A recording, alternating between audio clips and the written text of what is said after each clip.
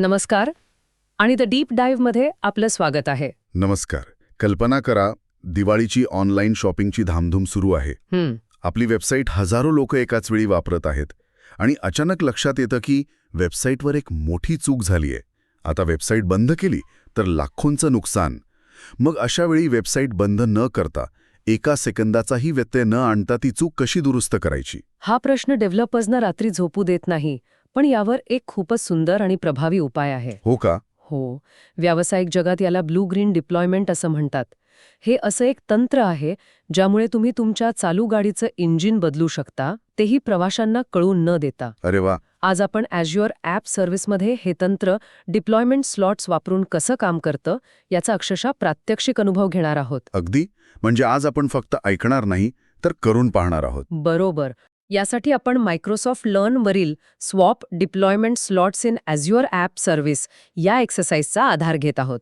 समजा आपण मिळून एक नवीन वेबसाईट बनवतोय आणि तिला कोणत्याही त्रासाशिवाय इंटरनेटवर लाईव्ह कसं अपडेट करायचं हे शिकतोय.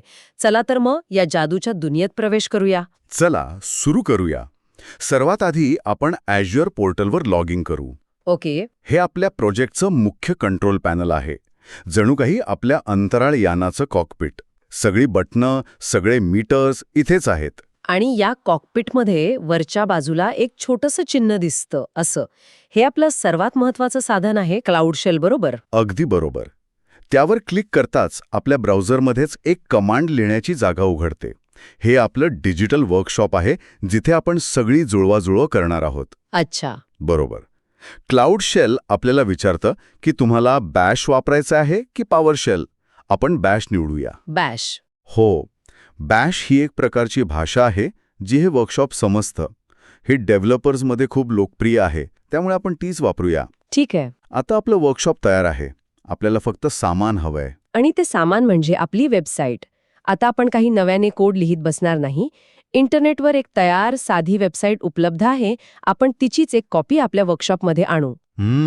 त्यासाठी एक कमांड आहे, गिट क्लोन. क्लोन म्हणजे हुबेहूब नक्कल करणे. हो, आपण गिटहब नावाच्या एका मोठ्या ऑनलाईन लायब्ररीमधून ही वेबसाईट उचलणार आहोत. ओके. कमांड चालवल्यावर काही सेकंदातच त्या वेबसाईटच्या सगळ्या फाईल्स आपल्या क्लाउड शेलमध्ये येतात. आता आपल्या ॲपला एक ओळख द्यायला हवी की नाही? हो, अर्थातच. एक घर आणि एक नाव. बरोबर.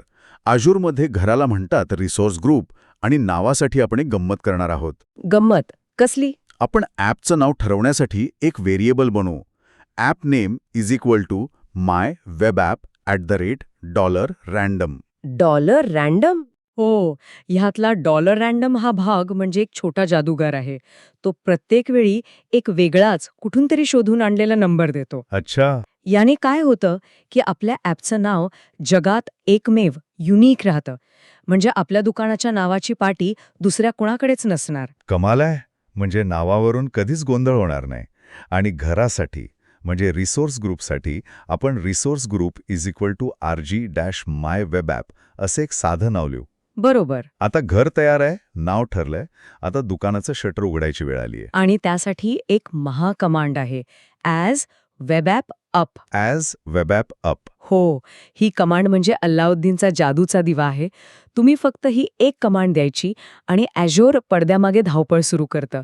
ते आपल्यासाठी रिसोर्स ग्रुप नावाचं घर बनवतं, ॲप सर्व्हिस प्लॅन नावाची वीज आणि पाण्याची सोय करतं आणि आपली वेबसाईट इंटरनेटवर लाईव्ह करून टाकतं. वा, म्हणजे सगळं एकाच कमांडमध्ये. सगळं एकाच कमांडमध्ये. आपल्याला वेगवेगळ्या गोष्टींसाठी डोकेफोड करायची गरज नाही. मग आपण ती जादूची AZ वेबॲप अप कमांड चालवू. याला किती वेळ लागतो साधारण? याला काही मिनिटं लागू शकतात, कारण Azure आपल्यासाठी सगळी तयारी करत असतं. ओके. हो, आणि कधीकधी Azureमध्येच थांबवून तुम्हाला AZ लॉग इन करायला सांगू शकतं. अच्छा. घाबरू नका. हे म्हणजे एखाद्या मोठ्या कार्यक्रमात शिरताना आपला पास किंवा ओळखपत्र दाखवण्यासारखं आहे. Azure फक्त खात्री करतं की तुम्हीच ती व्यक्ती आहात ज्याने हे काम सुरू केलं आहे. ओके. एकदा लॉग इन झालं की प्रक्रिया पुढे सुरू होते. कमांड पूर्ण झाल्यावर आपल्याला स्क्रीनवर एक URL दिसेल. ती आपल्या वेबसाईटची लिंक आहे. हो, किंवा आपण Azure पोर्टलवर जाऊनही आपल्या ॲपच्या पेजवर डिफॉल्ट डोमेन खाली ही लिंक शोधू शकतो. त्यावर क्लिक करा आणि अभिनंदन, आपली वेबसाईट आता जगात कोणीही पाहू शकतं. आपलं दुकान आता अधिकृतपणे उघडलं आहे. तर पहिला टप्पा यशस्वीपणे पार पडला, पण आता खरा खेळ सुरू होतोय. आपली वेबसाईट छान चालली आहे, लोक येत आहेत, पण आपल्या लक्षात आलं की वेबसाईटच्या मुख्य पानावर Azure app service sample static HTML site असं काहीतरी बोरिंग लिहिलेलं आहे. हो, थोडं औपचारिक वाटते ते. आपल्याला तिथे grand welcome to the future असं काहीतरी धमाकेदार लिहायचं आहे. पण इथेच तर अडचण आहे. जर आपण थेट चालत्या वेबसाईटवर बदल करायला गेलो आणि समजा काहीतरी चुकलं, बरोबर. स्पेलिंग चुकली किंवा कोडच बिघडला, तर वेबसाईट वापरणाऱ्या हजारो लोकांना ती तुटक-फुटक वेबसाईट दिसेल. हे तर दुकानात ग्राहक असतानाच रंगरंगोटी करण्यासारखं झालं. अगदी बरोबर. आणि याच समस्येवरचा उपाय म्हणजे डिप्लॉयमेंट स्लॉट. Deployment slot. ही संकल्पना समजायला खूप सोपी आहे. कल्पना करा आपल्या मुख्य दुकानाच्या, ज्याला आपण प्रोडक्शन स्लॉट म्हणू, त्याच्या अगदी मागे आपण एक हुबेहूब तसंच पण लपलेलं दुकान तयार करतो. याला आपण स्टेजिंग स्लॉट म्हणू. हे आपलं बॅकस्टेज आहे, जिथे आपण नाटकाची सगळी तयारी करतो. अच्छा, म्हणजे प्रेक्षकांना मुख्य स्टेजवर जुना सीन दिसतोय आणि पडद्यामागे आपण नवीन सीनची सगळी तयारी करतोय. परफेक्ट. चला तर मग स्टेजिंग नावाचा एक स्लॉट बनवूया. ओके. त्यासाठी क्लाउड शेलमध्ये एक सोपी कमांड आहे, AZ web app deployment slot create. आपण याला आपल्या ॲपचं नाव, रिसोर्स ग्रुपचं नाव आणि स्लॉटचं नाव स्टेजिंग असं सांगू. ठीक आहे. ही कमांड चालवल्यावर Azure आपल्या प्रोडक्शन वेबसाईटची एक तंतोतंत कार्बन कॉपी बनवतं. आता आपल्याकडे एकाच ॲपचे 2 अवतार आहेत. 2 अवतार. हो, एक प्रोडक्शन जे जगाला दिसतंय आणि दुसरं स्टेजिंग जे फक्त आपल्याला दिसतंय. आता आपल्याला जे काही बदल करायचे आहेत ते आपण या स्टेजिंग स्लॉटवर निर्धास्तपणे करू शकतो. चला तर मग बदल करूया.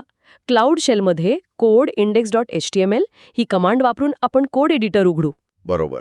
इथे आपल्याला वेबसाईटचा HTML कोड दिसेल. त्यात H1 टॅगमध्ये तो जुना मजकूर असेल. आपण तो बदलून आपल्या नवीन आकर्षक वाक्य टाकूया, grand welcome to the future. उत्तम.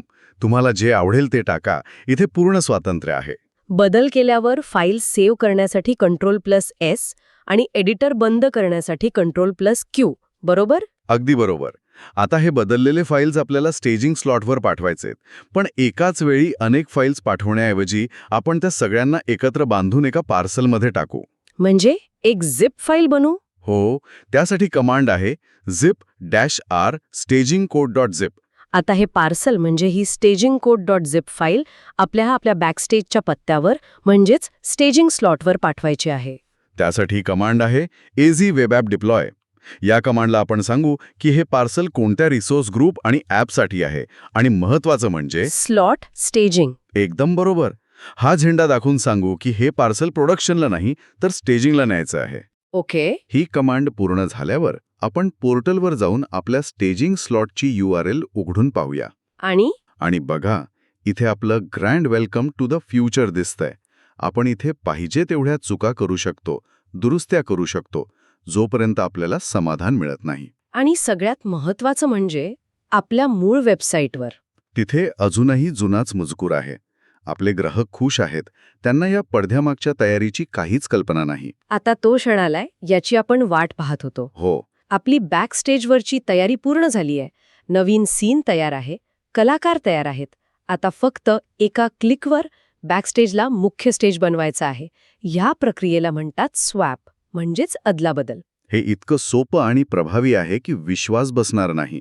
Azure पोर्टलमध्ये आपल्या ॲपच्या पेजवर डाव्या बाजूला डिप्लॉयमेंट स्लॉट्समध्ये गेल्यावर स्वॅप नावाचं एक मोठं बटन दिसतं. तेच का ते जादूचं बटन? हो, तेच ते जादूचं बटन आहे.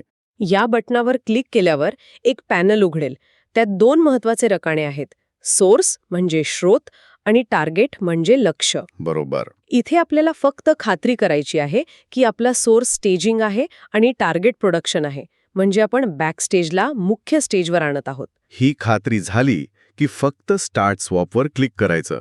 आता Azure पडद्यामागे एक अत्यंत हुशारीचं काम करतं. काय करतं ते? ते आधी स्टेजिंग स्लॉटला वॉर्मअप करतं, म्हणजे पूर्णपणे तयार करतं. आणि मग ते फक्त ट्रॅफिकची दिशा बदलते. ट्रॅफिकची दिशा बदलते. म्हणजे जे लोक आधी प्रोडक्शन स्लॉटवर येत होते त्यांना आता स्टेजिंग स्लॉटवर पाठवलं जातं. आणि हे इतक्या वेगाने होतं की कोणाला काही कळतही नाही. अरे वा. यालाच झिरो डाऊनटाईम डिप्लॉयमेंट म्हणतात. स्वॅप पूर्ण झाल्याचा मेसेज पोर्टलवर दिसतो. आता आपल्या मूळ वेबसाईटच्या लिंकवर जाऊन पाहूया. गरज पडल्यास पेज एकदा रिफ्रेश करा आणि जादू. हां, नवीन बदल आता लाईव्ह आहेत. Grand welcome to the future चा बोर्ड आता सर्वच जगाला दिसतोय. आणि हे सगळं झालं वेबसाईट एका सेकंदासाठीही बंद न ठेवता. पण थांबा, यात अजून एक मोठी गंमत आहे. ठीक आहे. विचार करा, आपण जे नवीन बदल लाईव्ह केले त्यात काहीतरी मोठी चूक निघाली जी आपल्या लक्षातच आली नव्हती. आता काय करायचं? हां, ही तर मोठी अडचण आहे. घाबरण्याचं काहीच कारण नाही. कारण जेव्हा आपण स्वॅप केलं तेव्हा नवीन कोड प्रोडक्शनवर आला, पण जुना व्यवस्थित चालणारा कोड कुठे गेला? कुठे गेला? तो आता स्टेजिंग स्लॉटमध्ये सुरक्षित बसलाय. अरे वा. म्हणजे आपल्याकडे एक आपत्कालीन अंडू बटन तयार आहे. अगदी. काहीही गडबड झाली तर आपण पुन्हा स्वॅप बटन दाबून प्रोडक्शन आणि स्टेजिंगची अदलाबदल करू शकतो. म्हणजे परत रिव्हर्स स्वॅप. हो, काही मिनिटातच आपली जुनी स्थिर वेबसाईट पुन्हा लाईव्ह येईल. याला म्हणतात रोल बॅक. Role back. यामुळे धोका जवळपास शून्य होतो. डेव्हलपर शांतपणे झोपू शकतात. हे खरंच खूपच शक्तिशाली आहे. म्हणजे आपण फक्त बदल करत नाहीस तर एक सुरक्षितेचं कवच घेऊन बदल करतो. बरोबर. आपलं काम तर यशस्वी झालं. पण आता सर्वात महत्वाच्या भागाकडे वळूया. आवरावर. हे काम अनेक जण विसरतात आणि मग त्यांना महिन्याच्या शेवटी कडून मोठं बिल येतं. हो, ते नको व्हायला. आपण जे काही बनवलं आहे, रिसोर्स ग्रुप, ॲप, स्लॉट्स, या सगळ्याचे पैसे लागतात. हो. आपलं काम झालं की हे सगळं साफ करणं खूप गरजेचं आहे. जसं आपण हॉटेलमधून चेकआउट करताना रूम रिकामी करतो आणि चावी परत देतो, तसंच काहीसं. बरोबर. यासाठी अशो पोर्टलवर जाऊन आपण बनवलेल्या रिसोर्स ग्रुपवर जायचं. तिथे डिलीट रिसोर्स ग्रुप नावाचं एक मोठं लाल बटन दिसेल, जेणेकरून ते आपल्या सहज लक्षात येईल. हो. ते दाबायचं. अशो आपल्याला एकदा त्या ग्रुपचं नाव टाईप करून खात्री करायला सांगेल. आणि इथे एक महत्वाची सूचना. रिसोर्स ग्रुप डिलीट करणं म्हणजे त्या घरातल्या प्रत्येक वस्तूसकट ते घर कायमचं नष्ट करण्यासारखं आहे. अच्छा. त्यातलं काहीही परत मिळत नाही. त्यामुळे खात्री करा की तुम्ही योग्य रिसोर्स ग्रुप डिलीट करत आहात. जसं घर साफ करताना महत्वाचे कागदपत्र कचऱ्यात फेकायचे नाहीत, तसंच. अगदी बरोबर. तर आज आपण काय शिकलो? आपण फक्त काही कमांड्स चालवल्या नाहीत, तर सॉफ्टवेअर जगातली एक अत्यंत महत्वाची आणि व्यावसायिक पद्धत शिकलो. Azure डिप्लॉयमेंट स्लॉट्स वापरून कोणत्याही व्यत्ययाशिवाय म्हणजेच झिरो डाऊनटाईमसह वेबसाईट कशी अपडेट करायची आणि काही चुकल्यास सुरक्षितपणे मागे कसं यायचं हे आपण पाहिलं. नक्कीच. आपण ज्याला ब्लू ग्रीन डिप्लॉयमेंट म्हटलं, ही तीच संकल्पना आहे. एक ब्लू एन्व्हायरमेंट म्हणजे आपलं प्रोडक्शन आणि एक ग्रीन एन्व्हायरमेंट म्हणजे आपलं स्टेजिंग. आपण ग्रीनवर चढी तयारी करतो आणि तयार झाल्यावर फक्त लोकांची दिशा ब्लूवरून ग्रीनकडे वळवतो. यामुळे वापरकर्त्यांना एक अखंड आणि उत्तम अनुभव मिळतो. आता जाता जाता एक विचार करूया. बोला. सुविधा नसती तर काय झालं असतं? त्यांना प्रत्येक वेळी एखादं नवीन फीचर आणताना किंवा छोटासा बदल करताना sorry we are under maintenance अशी पाटी लावावी लागली असती. बापरे. कल्पना करा, तुम्ही एखादी वेब सिरीज बघताय आणि मध्येच नेटफ्लिक्स बंद पडलं कारण त्यांना काहीतरी अपडेट करायचंय. हो ना.